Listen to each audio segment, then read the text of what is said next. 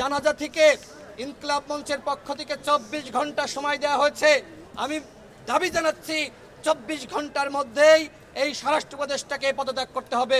তো নতুন এবং ফিরে আসা গ্রাহকদের জন্য নগদে চলছে ক্যাশব্যাক সহ প্রতিদিন হাজারো উপহার জেতার সুযোগ। হবে আশা আর ফেরা, সারপ্রাইজ সেরা। আমাদের ভাই উসমান হাদি তিনি শহীদ হয়েছেন।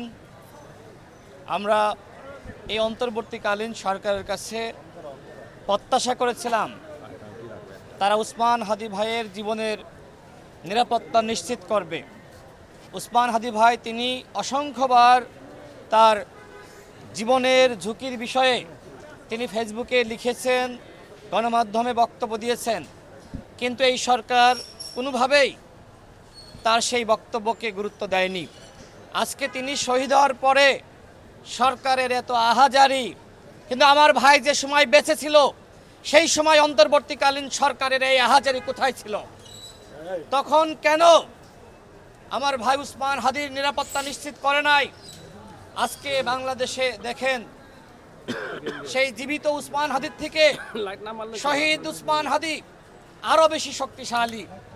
আজকে তার জানাজায় লাখো কোটি মানুষ যেভাবে জমায়েত হয়েছে এবং সবাই শপথ নিয়েছে বাংলাদেশ থেকে ভারতীয় আধিপত্যবাদের রাজনীতি বিতাড়িত করবে এবং আওয়ামী ফ্যাসিবাদের যে রাজনীতি, গুম খুন ক্রসফায়ার, মানুষ হত্যা করার রাজনীতি, সেই রাজনীতিকে চিরতরে বাংলাদেশ থেকে মানুষ বিতাড়িত করবে। আমি এর আগে অসংখ্যবার বলেছিলাম যে আওয়ামী লীগ গুপ্ত হত্যা করার প্ল্যান নিয়েছে, নির্বাচন যত ঘনিয়ে আসবে আওয়ামী লীগের তাণ্ডব তত বাড়বে। এমনকি আমি একটি সংখ্যা উল্লেখ করে দিয়েছিলাম যে আওয়ামী লীগ কমপক্ষে 50 জন প্রার্থীকে হত্যা করবে। দেখেন আপনারা প্রমাণ পাননি। আমরা বিভিন্ন সোর্স থেকে এই ধরনের তথ্য পেয়েছি যে আওয়ামী লীগ নির্বাচন যত ঘনিয়ে আসবে বিভিন্ন স্থাপনায় অগ্নিসংযোগের ঘটনা ঘটাবে, গুম করবে, এইভাবে গুপ্ত হত্যায় লিপ্ত হবে। সরকারের কি আসলেই টনক নড়েছে? আমার ভাই উসমান হাদি শহীদ হয়েছে, সারা বাংলাদেশের মানুষের টনক নড়েছে, কিন্তু সরকারের টনক নড়ে নাই।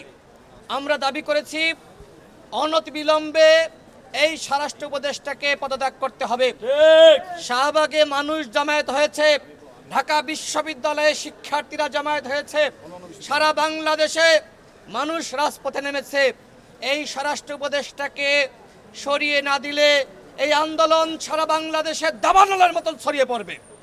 আমরা বলেছি এই স্বরাষ্ট্র উপদেষ্টা ব্যর্থ এবং আমার ভাই উসমান হাদি শহীদ হয়েছে, এর দায় এই স্বরাষ্ট্র উপদেষ্টা এই সরকারকে নিতে হবে। আমরা যারা প্রার্থী রয়েছি, যারা নির্বাচন করতে চাই, যদি আমাদের জীবনের হুমকি থাকে, এইভাবে আমরা যদি মাঠে নেমে গণসংযোগ করতে গিয়ে আমরা যদি শহীদ হই, তখন কি হবে? সরকারের কাছে আমাদের দাবি থাকবে যে আপনারা প্রার্থীদের নিরাপত্তা নিশ্চিত করেন। আজকে যদি প্রার্থীদের নিরাপত্তা নিশ্চিত না করতে পারেন, সেক্ষেত্রে কিভাবে আপনারা অবাধ সুষ্ঠু নিরপেক্ষ নির্বাচন জাতিকে উপহার দিবেন? শুধুমাত্র মুখে মুখে বললেই হবে না, ইতিহাসের সেরা নির্বাচন করবেন। ইতিহাসের সেরা নির্বাচন করার জন্য ইতিহাসের সেরা পরিবেশ আপনাদেরকে তৈরি করতে হবে। আমি সর্বশেষ বলতে চাই, আমার ভাই উসমান হাদির রক্তের শপথ, এই বাংলাদেশে আধিপত্যবাদ এবং ফ্যাসিবাদের কোনো রাজনীতি আর চলবে না। আমার ভাই শহীদ হয়েছে, হাজারো মানুষ আমরা শহীদ হওয়ার জন্য প্রস্তুত রয়েছি। উসমান হাদির যে চেতনা, এই আদর্শকে কোনোভাবেই গুলি করে হত্যা করা যাবে না। বাংলাদেশে হাজারো উসমান হাদি তৈরি হয়ে গেছে, তারা এই রক্তের বদলা নেওয়ার শপথ নিয়েছে। উসমান হাদি মরে নাই, উসমান হাদি আমাদের হৃদয়ে বেঁচে থাকবে। আজকে তার কবরে আমি মোনাজেত করেছি, মাটি দিয়েছি। আমাদেরও হয়তো এই সরকার নিরাপত্তা নিশ্চিত না করতে পারলে আমাদেরও হয়তো উসমান হাদির পরিণতি ভোগ করা লাগতে পারে। আমরা যত মানুষই শহীদ হই আর আক্রান্ত হই না কেন, এই বাংলাদেশে আওয়ামী লীগের রাজনীতি আর ফিরবে না, ভারতীয় আধিপত্যবাদের রাজনীতি ফিরবে না। চিরতরে আওয়ামী লীগ এবং ভারতীয় আধিপত্যবাদের রাজনীতিকে নির্মূল করতে হবে, সেই দায়িত্ব এই সরকারকে নিতে হবে। আমি সর্বশেষ আবারও বলে, এই স্বরাষ্ট্র উপদেষ্টাকে যদি শপথে আপনারা বহাল রাখেন, এই আন্দোলনকে কোনোভাবেই আপনারা বন্ধ করতে পারবেন না। সুতরাং আজকে জানাজা থেকে ইনকলাব মঞ্চের পক্ষ থেকে 24 ঘন্টা সময় দেওয়া হয়েছে। আমি দাবি জানাচ্ছি 24 ঘন্টার মধ্যেই এই স্বরাষ্ট্র উপদেষ্টাকে পদত্যাগ করতে হবে।